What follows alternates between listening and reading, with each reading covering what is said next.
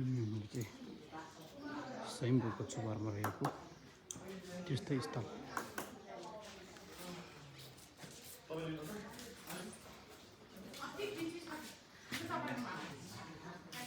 आज सबैजनाले आफ्नो ख्वाइस अनुसार चाहिँ थालहरू ल्याएर चाहिँ यहाँ खाने गर्ने रहेछ। यो मन्दिरभित्र चाहिँ यहाँ रहेछ मन्दिरहरू। कतिजना श्राद्ध भक्तजनहरूले माथि ल्याउनु पऱ्यो चाहिँ थालहरू ल्याउनु पऱ्यो चाहिँ थालहरू ठोक्ने रहेछ। यहाँ भित्रतिर अहिले यहाँ भित्रतिर थाल रहेछ। आफ्नो नाम लेखेर पैसा अनुसार नाम लेखेर चाहिँ भन्दैछ।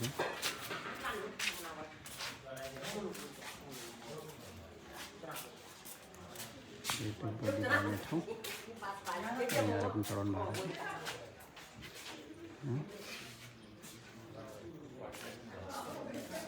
थालदेखि ल्याएर कपदेखि लिएर सबै कप थालहरू डाँडोहरू सबै माथि सेट गरेर राख्नु भएको छ। सबै आफ्नो विश्वास अनुसार चाहिँ सबैजना यहाँ उठाउनु भएको रहेछ। त्यही पनि देवी मूर्तिहरू छन्। यो स्वयम्भू चुबार डाँडामाथि शिवको छेउमा अझै रहेको छ।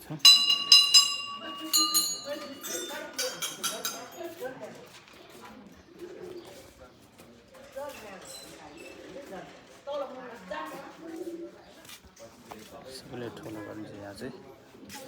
त्यसै गरी लेख्नु भएको छ यहाँ सबैले। यहाँ टिबेटनमा लामाले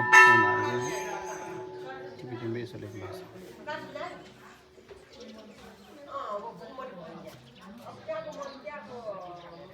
लेख्नु भएको छ मिचे सर्वधान्यमे छिरिङ युङबसो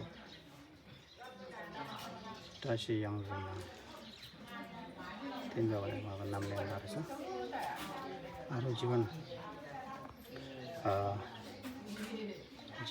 नयाँ र अनि जहिले पनि दुख बिमारी नहोस्, अघि लामो होस् भनेर आफ्नो आयुषहरू लेखेर चाहिँ भित्रतिर टाल्नु भएको छ। यहाँतिर त्यतिर सबैतिर टाल्नु भएको छ। यहाँ पनि सबै ल्याउनु भएको छ। अनि एकछिन भएको छ द्वार उठे सम्झ थान्चे ढुङ्गाल्ने थल गर्छु लेख्नु भएको छ। यहाँ सानो लामा अक्षरमा लामो नङमी लामो भन्ने परिवारहरू चाहिँ यसरी चढाउनु भएको छ। उहाँको परिवारभित्रबाट यसरी चढाउनु भएको रहेछ। त्यसै गरी सबै ठाउँमा बनाउनु भएको छ। टुक्नु भएको छ यहाँतिर ठाउँमा छ। अब हामी पनि गुरुहरूले भित्र आफ्नो ख्वाइस अनुसार राखेर ठुल्नेवाला छ। है सबैले पूजापाठ गरिसकेर चाहिँ अब एकछिन मूर्तिहरू भित्र रहेछ। यहाँ बसेर गुरुहरू बसेर जब एकछिन पाठ गर्नुहुन्छ पूजापाठ भनेको अनुसार पूजापाठ सबै हुन्छ। सबै ठाउँमा ठगिएको छ। यहाँतिर सबै ठाउँमा ठगिएको छ।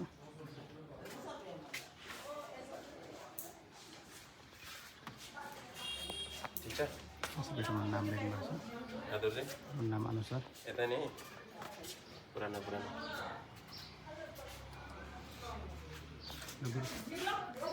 गुरु के भन्नुहुन्छ? आज एकदम पवित्र स्थानमा आउनु पायो, त्यसको लागि हाम्रो आङ्गिलालाई धेरै धेरै धन्यवाद। उहाँको गार्डियनले गर्दाखेरि, उहाँको सहयोगले गर्दाखेरि हामी पहिलोचोटि यो मन्दिरमा आउनु पाएको छौँ।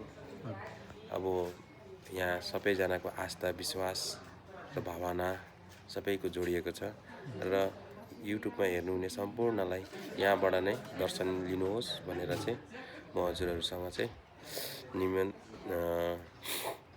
यहाँबाट चाहिँ प्रस्ताव राख्दछु। सबैजनाले दर्शन गर्नुहोस् ल।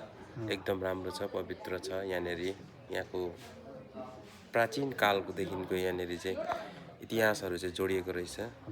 हामी यहीँनेरि काठमाडौँमै बसे पनि यहाँनिर धेरै समय बिताए पनि हामीलाई यो कुराहरू थाहा थिएन। तर हामीले चाहिँ आफ्नै ठाउँमा हेर्दै जाँदाखेरि, घुम्दै जाँदाखेरि चाहिँ यस्तो ठाउँहरू पनि एकदम आर्य लोकेश्वरको चाहिँ ठुलो पवित्र ठाउँ चाहिँ यसरी हामीले दर्शन गर्नु पायौँ त्यसको लागि चाहिँ धेरै धेरै धन्यवाद।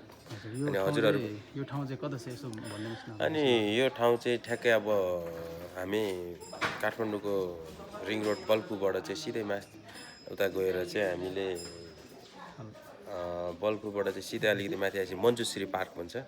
मञ्जुश्री पार्कदेखि चाहिँ अलिकति मास्तिर डाँडामा चाहिँ यो गुम्बा चाहिँ स्थापना भएको छ। तर प्राचीन कालदेखि नै यहाँ एकदम राम्रो छ। यो थालहरू हेर्नु सक्नुहुन्छ हजुरहरूले। यो अब एउटा यसको आस्था विश्वास भावना जोडिएको कारणले गर्दाखेरि यहाँ कयौँ हजारौँ भक्तजनहरू चाहिँ यहाँ आएर चाहिँ यसरी थालहरू चाहिँ यसरी हामीले राखेको देख्न सकिन्छ। त्यसको लागि चाहिँ हजुरहरू सम्पूर्ण मनोकामना छ भने लिएर आउनुहोस् गर्नुहोस् र यसको आफ्नो सबैको इच्छा भावना सबैको पुरा होस् भन्ने चाहिँ मेरो यही कामना गर्दछु। आर्य लोकेश्वरको चाहिँ एकदम ठुलो रातो देवी पनि भनिन्छ नेपालीमा, मचिन्द्रनाथ पनि भन्दो रहेछ कतिजनाले। तर हाम्रो चाहिँ आर्य लोकेश्वर हाम्रो टिबिटेन हाम्रो भोट भाषाबाट चाहिँ आर्य लोकेश्वरको चाहिँ मन्दिर एकदम ठुलो यसरी राखेको छ। त्यसको लागि हजुरहरू पनि दर्शन गर्न आउनु होला। धन्यवाद। Thank you. धन्यवाद तपाईँलाई जानकारी दिनुभएकोमा।